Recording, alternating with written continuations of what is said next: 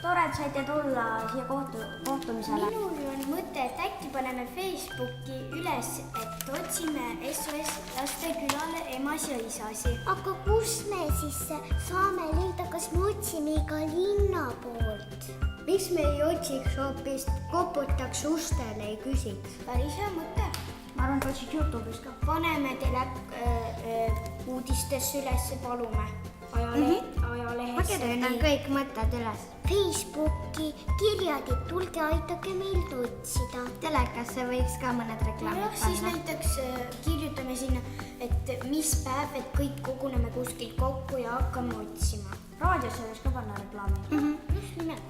Aga mis me ei võiks panna plakatil? Plakati peaks ka varsti valmis tegema. Jaa, see on hea mõte. Kirjutan plakat. Minul on lihtsalt selline mõte, et näiteks me kirjutame hästi palju kirju ja lähme mingitesse korteritesse ja paneme postkastidesse.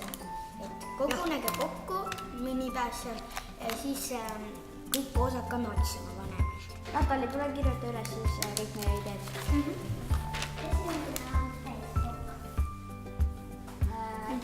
Me peame mingit kujundaja võtma, kes aitaks meil plakatit teha. Otsime kellegi, kellel on Facebooki konto ja las tema saab. Järgmine mõte oli, et me lähme koputama ustele. Me tahtsime raadiosse panna. Jaa! Aga missugusesse raadiojaama me võiks panna? Ma ei tea, mis oleks eestikeelne muidugi. Näiteks me võime Raadio Uno. Või Sky pluss oli mis? Ajalehte tahtsime panna. Me tahtsime reklaame telekasse panna. Aga kuidas me selle sinna telekasse saaks?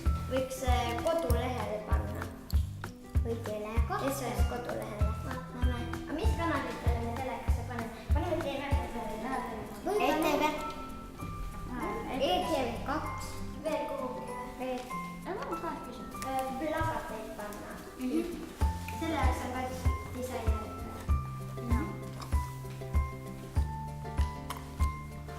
Aga seal peaks kindlasti mingi kiri ka peal olema. Aga mis seal kirjas sõnum?